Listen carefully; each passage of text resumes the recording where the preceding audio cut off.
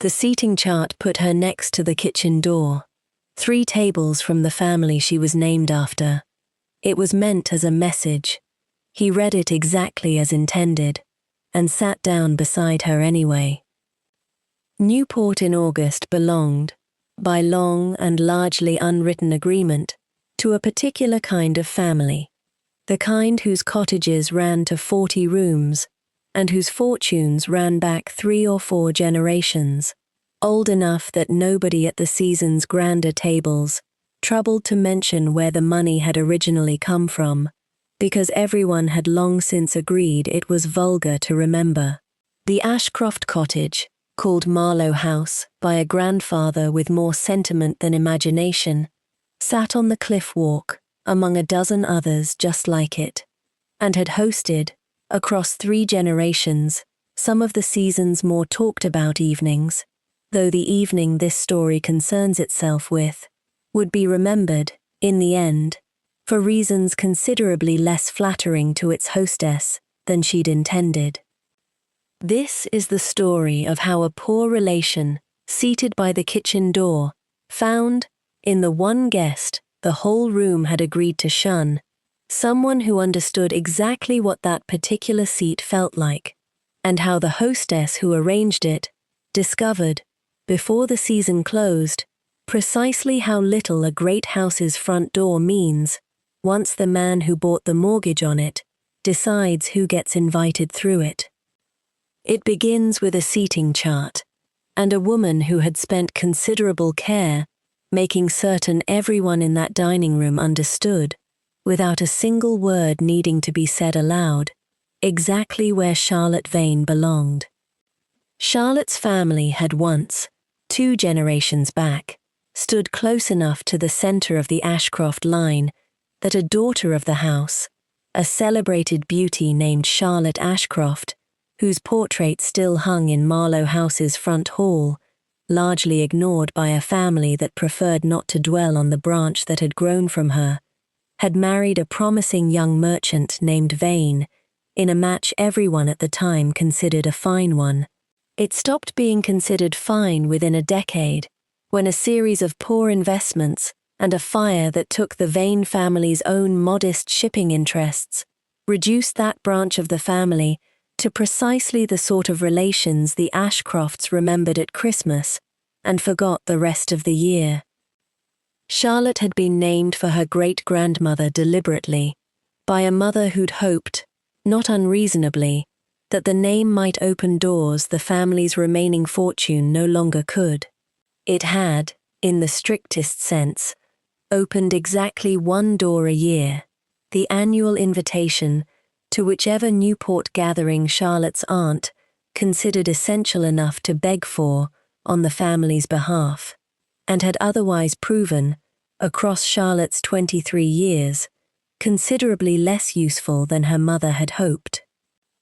Her aunt, Cordelia Vane, had raised her since both of Charlotte's parents died within a year of each other when she was 16. Her father, of a heart that simply stopped one evening at his club. Her mother, of a grief the doctors diagnosed, when pressed, as nothing more specific than a broken constitution that had never fully recovered from the shock. Cordelia had taken the girl in without hesitation and without any real means to support the gesture generously, and had spent the 7 years since navigating a particular delicate arithmetic, keeping just enough thread of connection to the wealthier Ashcroft branch.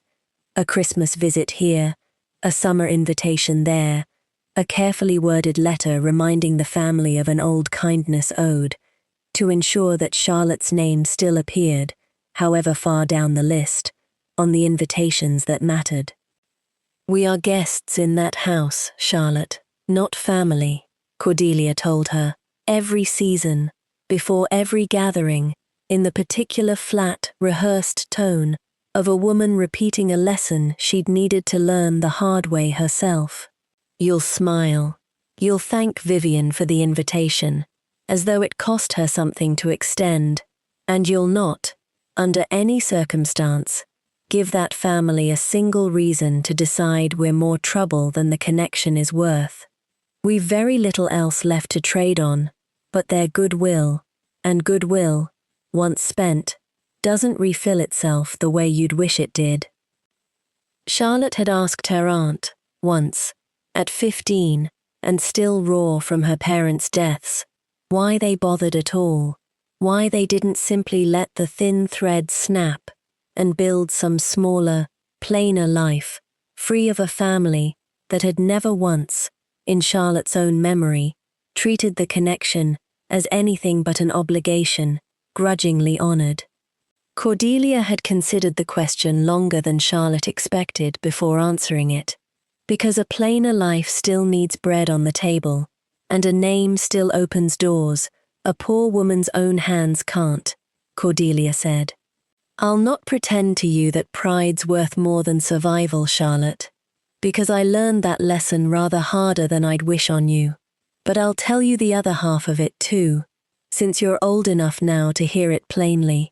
There's a considerable difference between bending for survival and forgetting you're still standing while you do it. Smile at Vivian Ashcroft all you like, just don't you ever let her convince you the smile means she's won something real. It was a distinction Charlotte had spent 7 years trying to hold on to, with varying success, across a great many evenings that tested it considerably more than her aunt's original lesson had prepared her for. Charlotte had absorbed the lesson thoroughly enough, over 7 years, to smile through a great many small cruelties dressed up as courtesy, the seat at the far end of the table, the invitation that arrived 2 days after everyone else's, the particular way Vivian Ashcroft, who had inherited both Marlowe House's management and its careful cruelty from a mother who'd taught her both skills early, made certain every guest understood precisely how tenuous the Vane branch's claim to the Ashcroft name actually was. Vivian had returned to Newport the previous autumn, considerably diminished from the woman who'd once confidently pursued a baron and, later, a railroad heir back in Ironvale.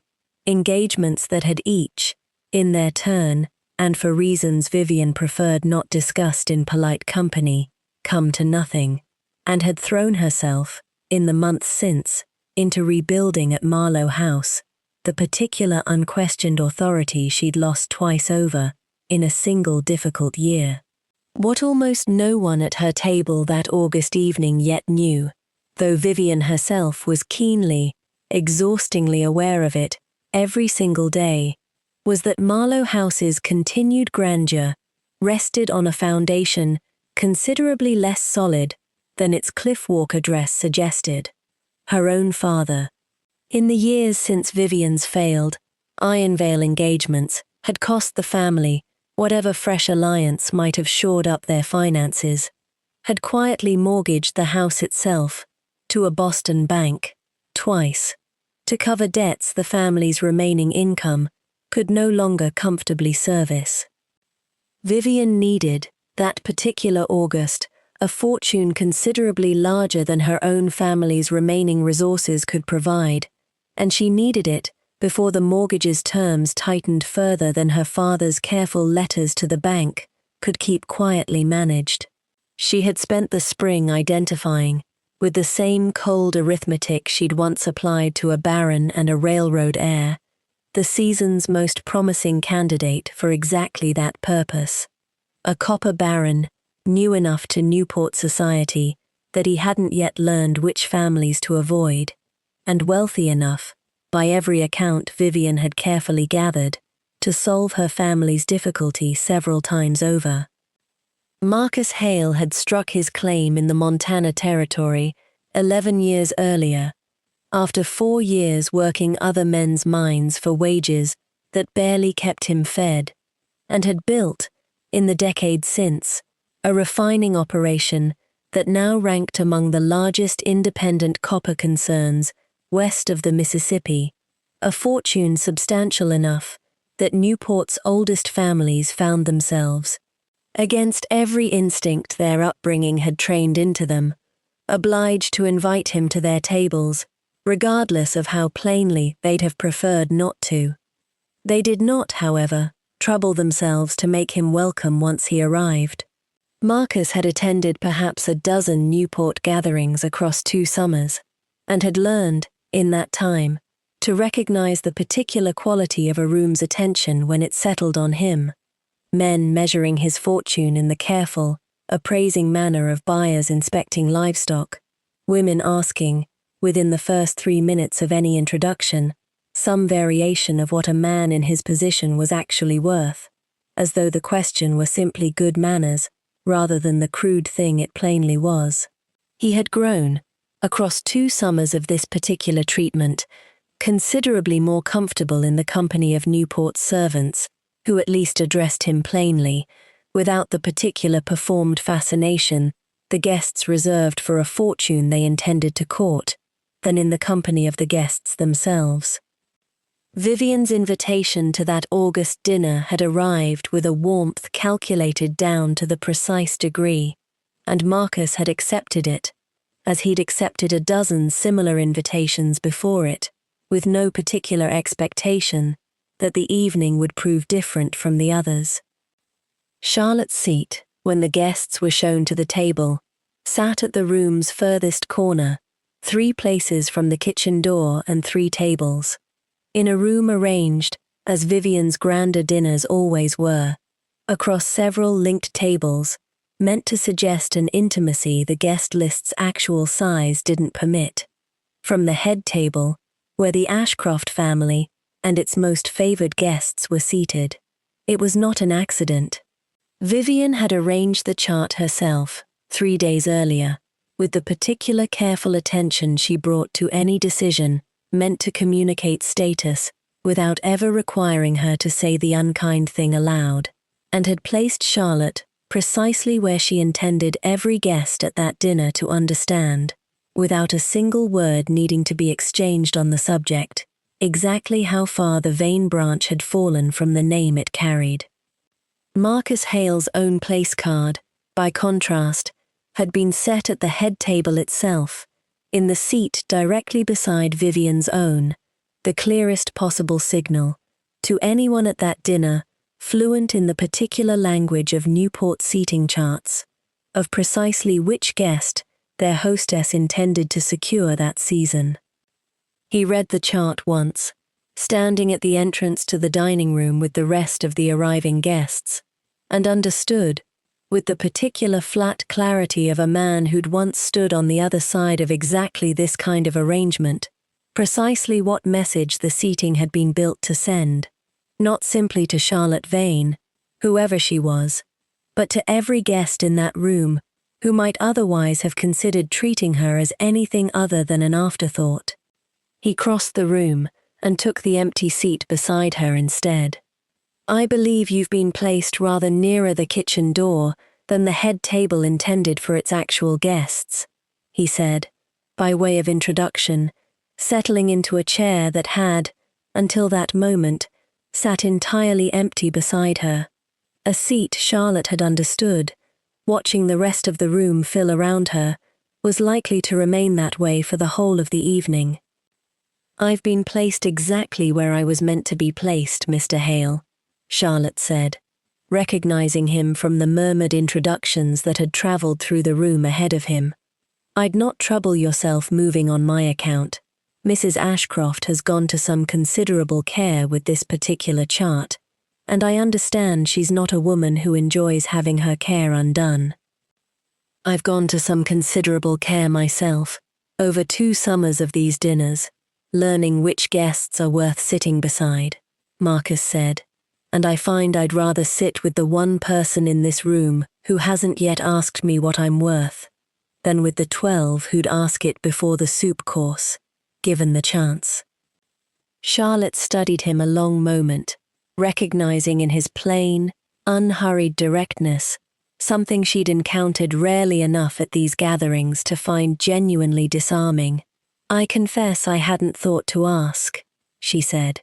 "It seemed a rather rude opening, whatever the rest of this room considers acceptable." "It generally is," Marcus agreed. "I find most of Newport asks it anyway." They spoke, across the length of that dinner, with a freedom neither of them had expected the evening to afford, Charlotte's dry, unguarded observations about the particular theatre of a Newport season. Marcus's own considerably plainer account of a decade spent building something out of a played-out claim everyone else had abandoned as worthless, the two of them falling, by the meal's second course, into an easy rapport that drew, from the head table 3 rows distant, an attention neither of them yet fully understood the danger of. He sought her out again within the week, at a considerably smaller garden, gathering neither Vivian nor Cordelia had thought important enough to personally supervise, and found, to his own quiet satisfaction, that the ease of that first dinner had not been some trick of the wine or the occasion. "You've a reputation, I'm told, for asking every eligible woman in this county precisely what she thinks of copper prices," Charlotte said, watching him approach across the lawn, with an expression that suggested she'd already prepared her answer to whatever version of that question he intended to ask her.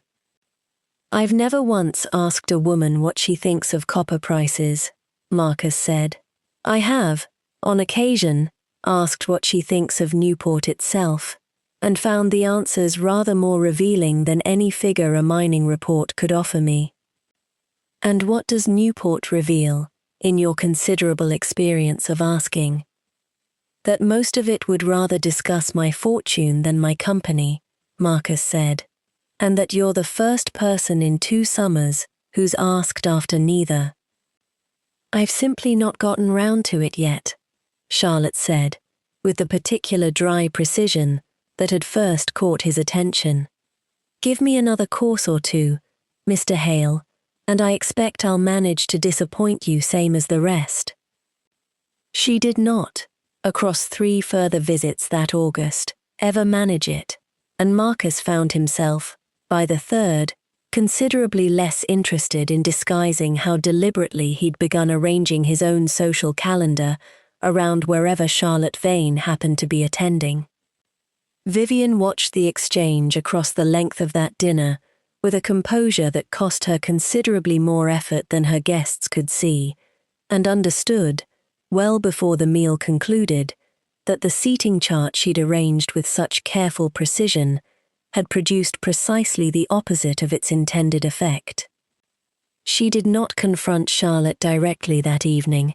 Vivian's particular talent had never run to confrontation so much as to the slow, patient application of small, deniable pressures. But she made certain, in the days that followed, that Cordelia Vane received a visit conveying, in the delicate language the 2 women had long since perfected between them, exactly how unwelcome her niece's continued attention from Marcus Hale had become.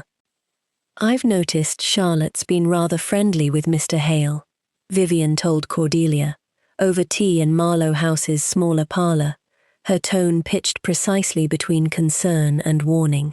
"I'm sure it's entirely innocent. But I'd hate for the county to draw the wrong conclusions about a family in our niece's. I mean, of course, in your niece's particular circumstances, chasing after a fortune quite so plainly out of reach. It reflects rather poorly on everyone's judgment, myself included, for having extended the invitation in the first place." Cordelia understood the warning for exactly what it was, and returned home that afternoon, considerably more anxious than the visit's polite surface had let show, understanding, with the particular clarity of a woman who had spent 7 years carefully protecting a single thin thread of family connection, exactly how easily that thread could be severed by a hostess who'd decided its cost had grown too high. Marcus felt the county's collective disapproval rather more directly the following week, when an invitation he'd confidently expected to a yachting party, hosted by one of Newport's oldest families, failed to arrive at all, an omission he understood clearly enough, once he encountered the host himself, a man named Ellery Farrow, at the club 2 days later. "I'd have thought a fortune like yours entitled you to rather better manners than this county's shown you the past fortnight, Mr. Hale," Farrow said, with the particular condescending sympathy of a man who considered himself generous for noticing at all. "Might I offer a word of advice, since you're new enough to Newport not to have learned it properly yet?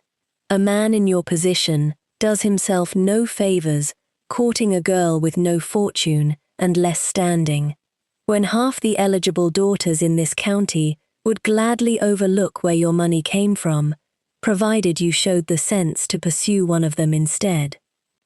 I've found, in 11 years of building this fortune from nothing," Marcus said, "that I've very little patience left for advice from men who measure a woman's worth by her father's balance sheet rather than her own character. I'll manage my own invitations from here forward, Mr. Farrow, and my own courtship besides."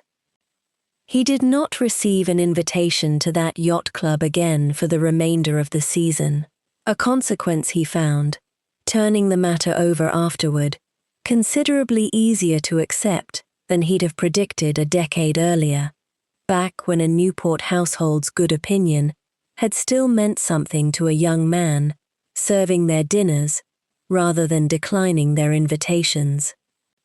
Old Newport, meanwhile, closed ranks with the particular collective efficiency it reserved for exactly this kind of transgression. Charlotte, for daring to be seen enjoying the company of new money rather than simply tolerating it at a respectful social distance. Marcus, for daring to prefer a poor relation's company over the season's eligible heiresses, several of whom had spent 2 summers positioning themselves rather more visibly than Charlotte ever had, for exactly the attention he'd instead directed toward the kitchen end of Vivian's table. Invitations that had once, however grudgingly, included Charlotte began arriving with a curious frequency of last-minute regrets. Marcus found himself excluded, with equally curious frequency, from gatherings he'd have once been invited to, purely for his fortune's sake, as though the county had collectively decided that a wealthy man who refused to court an heiress properly had somehow forfeited the privileges his wealth was meant to purchase. Vivian, orchestrating a fair portion of this collective cooling from behind the scenes, with the same careful, deniable pressure she'd applied to Cordelia, was loudest of all, dropping, at every gathering she attended that August, small remarks calculated to remind the assembled company exactly how far beneath a copper baron's proper ambitions a vain girl's company actually sat, while never once, in any of it, appearing to say anything unkind at all. The cruelest of these performances arrived at a garden luncheon hosted by the Farrow family's own social rival, a gathering both Charlotte and Vivian happened to attend within the same afternoon. Vivian, spotting Charlotte across the lawn, crossed to greet her with a warmth pitched carefully, loud enough to carry to the surrounding guests. "Charlotte, dear, how brave of you to keep coming to these little gatherings," Vivian said, her hand resting briefly, proprietarily, on Charlotte's arm. "I do so admire a woman who can bear being talked about without letting it show on her face. I confess, I couldn't manage it myself. At your age, with quite so many people wondering aloud what precisely Mr. Hale sees in the arrangement, beyond your name, reminding him of better families he'll never actually be received by." She left before Charlotte could compose an answer sharp enough to match the delivery, having said, in the space of a single warm sentence, nothing a listener could later repeat as outright cruelty, and everything Charlotte would spend the rest of that luncheon trying not to let show on her face after all. Marcus, arriving late to the same gathering, and catching only the tail end of the exchange from a nearby guest's amused retelling, found Charlotte, a half-hour later, seated alone at the garden's far edge, considerably quieter than her usual composure allowed. "I gather Mrs. Ashcroft paid you one of her particular compliments," he said, settling beside her without waiting to be invited. "She's remarkably skilled at it," Charlotte said. "I've had 7 years of practice not letting it show, and she still manages to find the one sentence that gets past the practice entirely." "I've had 11 years of my own practice," Marcus said, "and I'll tell you plainly what it's taught me. The sentence only gets past your guard, because some small part of you still wonders if she's right. She isn't, Charlotte. I'd not have crossed that dining room twice for a woman whose only value was a name reminding me of better families. I crossed it for you." Charlotte did not answer that directly, though she found, walking back toward the gathering some minutes later, that Vivian's carefully aimed sentence had lost rather more of its sting than she'd expected it to. It was in the second week of that particular campaign that Marcus, dining at a smaller gathering hosted by an old Newport family, considerably less invested in Vivian's careful arithmetic than most of the county, found himself seated beside an elderly widow named Mrs. Otterline Pierce, who had, in the way of elderly widows at any gathering, rather more to say about the county's history than anyone strictly present had asked to hear.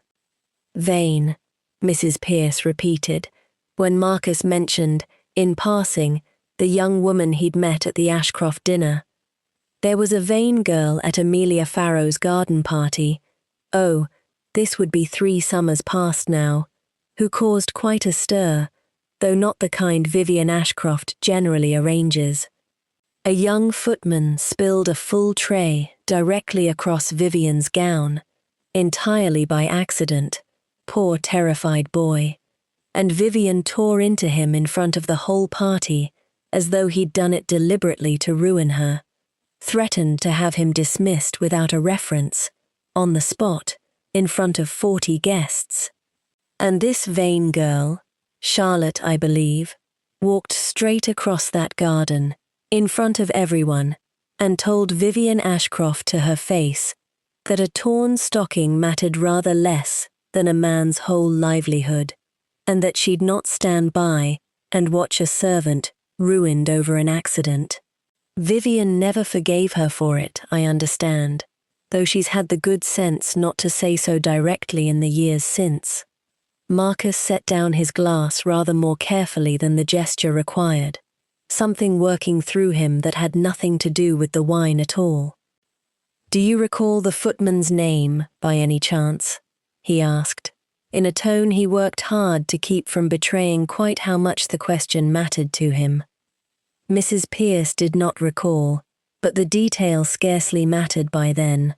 Marcus had spent, before the copper strike that made his fortune, 2 difficult years in service himself, footwork and errand running, for exactly the kind of Newport households that now competed to invite him to dinner, work he'd taken after his own father's failed farm left the family with nothing else to fall back on, and had left, 3 years before this particular August, after a single unbearable evening at Amelia Farrow's garden party, where a young hostess named Vivian Ashcroft had humiliated him in front of 40 guests over a tray he'd dropped through no fault of his own, and where a single guest, a young woman he'd never learned the name of and had thought of, in the years since, more often than he'd ever admitted to anyone, had crossed the whole garden to defend him, when no one else in that crowd of 40 had troubled to say a single word. He had left service within the month, gone west with what little he'd saved, and had never once, across 11 years of building a fortune out of a claim everyone else called worthless, expected to encounter that particular stranger's kindness again, in any form he could properly repay it. He found Charlotte 3 days later, at a small gathering neither Cordelia nor Vivian had thought important enough to attend personally, and asked her directly, without any of the careful preamble their previous conversations had generally observed, whether she remembered a garden party at the Farrow estate, 3 summers past, and a footman who'd dropped a tray. Charlotte's expression shifted, something working behind her eyes as she placed the memory. "I remember it," she said slowly. "Vivian was dreadful to the poor boy. I don't imagine I'd recognize him now. It's been rather a long while, and I confess, I never learned his name properly at the time." "You wouldn't recognize him," Marcus agreed, quietly. "I've changed rather a great deal in 3 years, Miss Vane, in every particular, except the one that actually matters. I was the footman. I've thought of the woman who crossed that garden more often than I've admitted to anyone, in the years since, and I find I owe her rather more than the ordinary courtesy of a dinner seat, whatever this county's opinion of the debt." Charlotte was quiet a long moment, understanding, with a clarity that unsettled her more than she expected, exactly how small and strange the distance between that garden and this particular Newport season had actually been all along. "I didn't do it to be repaid," she said finally. "I know," Marcus said. "That's rather the whole of why it mattered." The 2 weeks that followed proved considerably harder on Cordelia Vane's nerves than any prior season of her careful stewardship had managed, as Vivian's pressure, having failed to produce Charlotte's quiet withdrawal through indirect means, sharpened into something considerably more direct. She called on Cordelia a second time, dispensing entirely with the delicate language of their first conversation. "I'll speak plainly, since courtesy hasn't accomplished what I'd hoped," Vivian told her. "Your niece's continued attachment to Mr. Hale has become an embarrassment this family can no longer politely overlook. I'd ask you to consider, Cordelia, exactly how many more seasons of invitations this connection is worth to you, weighed against whatever satisfaction Charlotte takes in a courtship this county has already decided will come to nothing regardless.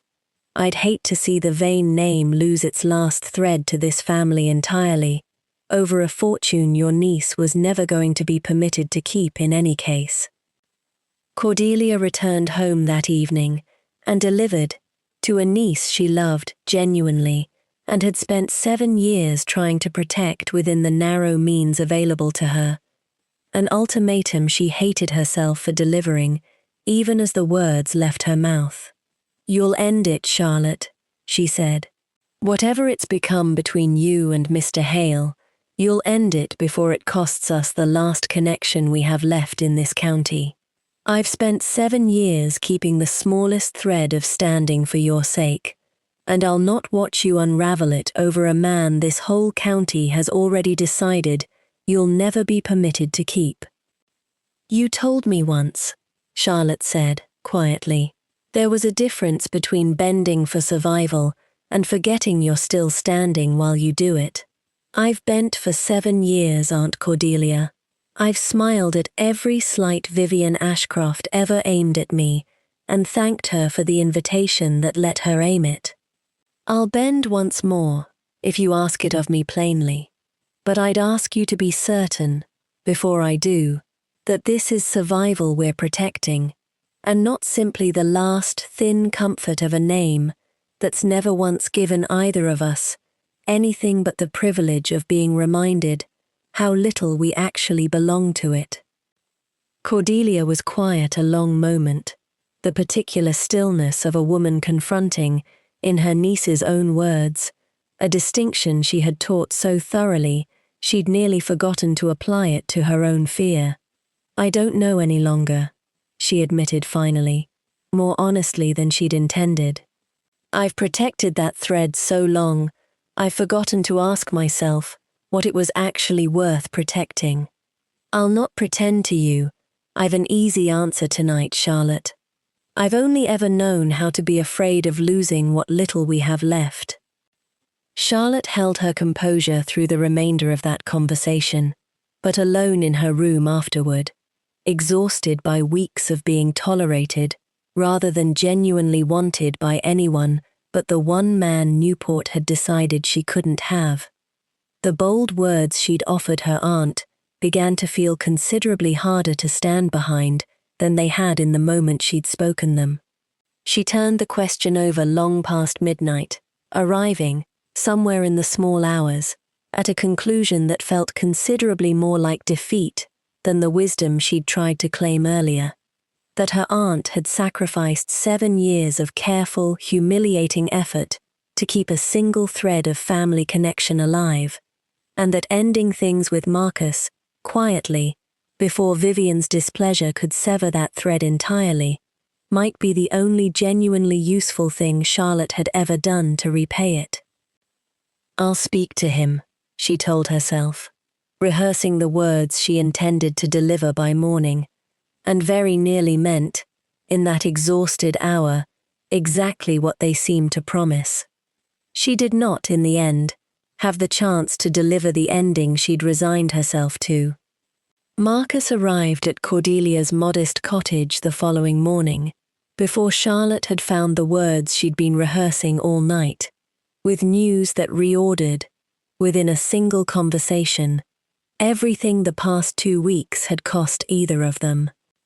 He had learned, through his own solicitor's discreet inquiries into Marlowe House's finances, inquiries he'd begun, if he was honest with himself, the same week he'd first understood the shape of Vivian's campaign against Charlotte, on the theory that a woman working this hard to secure his fortune was very likely hiding some considerable need for it, that the Ashcroft family had quietly mortgaged Marlowe House twice over to a Boston bank, and that the second mortgage's terms had grown, in recent months, dangerously close to a default the family's remaining income could not credibly service. He had purchased the mortgage outright 3 days earlier, through an intermediary the bank never thought to question closely, at a price that settled the family's debt in full and left Marcus Hale, rather than the Boston bank, holding the note on the house where Vivian Ashcroft had arranged, with such careful precision, exactly where Charlotte Vane was and was not permitted to sit. "I'd not do this to ruin her," he told Charlotte, standing in Cordelia's small front parlour with the particular quiet intensity he'd shown her since that first dinner. "I've no interest in taking a roof from over anyone's head, whatever she's done to try and take one from over yours. I intend to let the family continue exactly as they are, in every particular but one. The guest list for whatever gathering that house hosts next belongs, from this point forward, to me. And I intend, Miss Vane, to hold my first Newport ball in that very house, with you seated at its head, exactly where this county has spent 2 weeks insisting you don't belong." Charlotte, who had spent the entire previous night composing the words to end precisely this kind of impossible hope, found she had no ready answer for a hope that had simply refused to end itself instead. The ball, held 3 weeks later, was announced across Newport, with an invitation list that excluded no one Marlowe House had ever hosted, and included, prominently and pointedly, several families the Ashcrofts themselves had never once thought to invite. A guest list Marcus had assembled, with Charlotte's own quiet counsel, specifically to demonstrate that the new master of that house intended to run its doors rather differently than its previous mistress had.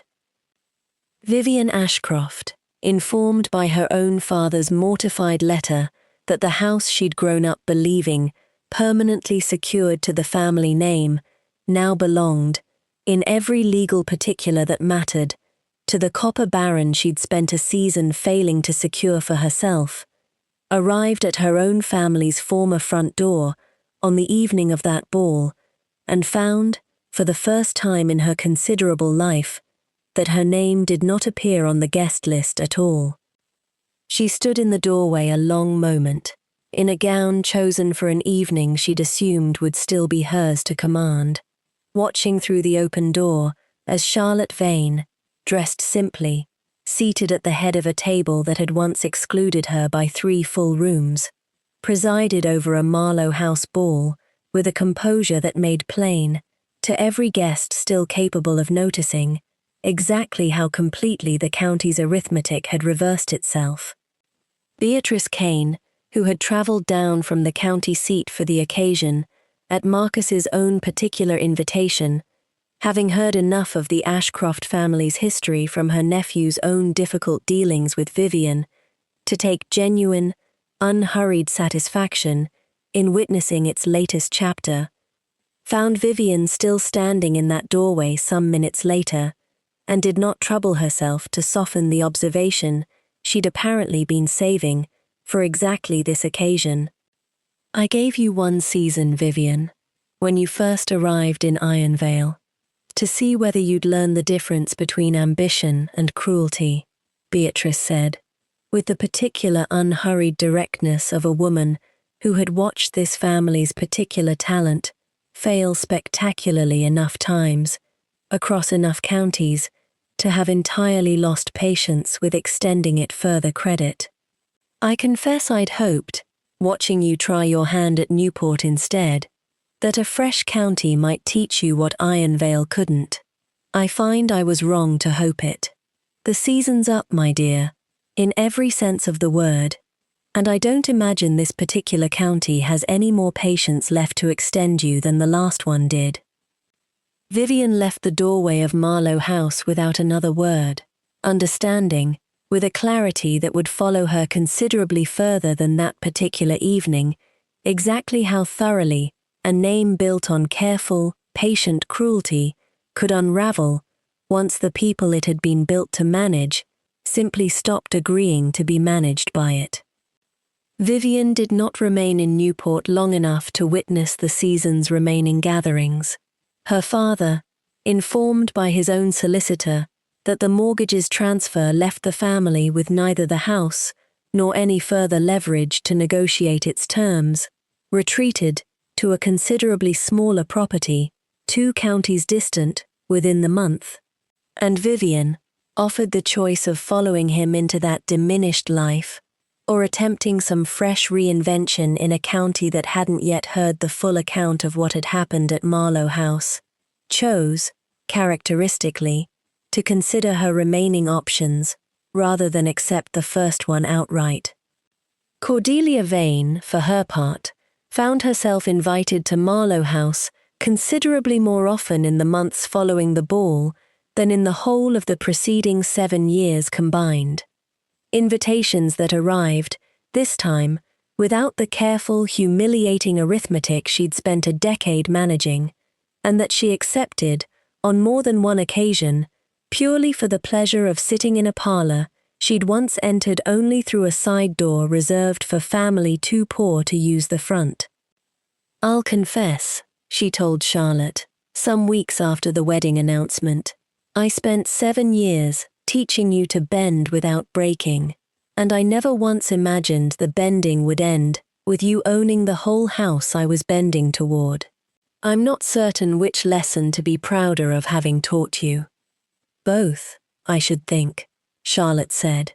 "I'd not have known how to recognize what Marcus was offering if you hadn't first taught me the difference between surviving a room and actually standing in it." Charlotte and Marcus married the following spring, in a ceremony held, at Charlotte's own quiet insistence, not in Marlowe House's grand ballroom, but in the same small garden at the Farrow estate, where a footman had once dropped a tray and a stranger had once crossed 40 guests to defend him, a choice Cordelia Vane, seated near the front, in a gown her niece had insisted on purchasing for her, found considerably more moving than any grander venue could have managed, and one that left Mrs. Otterline Pierce, in attendance purely for the pleasure of having originally supplied the story's missing piece, remarking to anyone who'd listen that she'd always known that garden would prove considerably more useful to Newport's history than anyone had given it credit for at the time.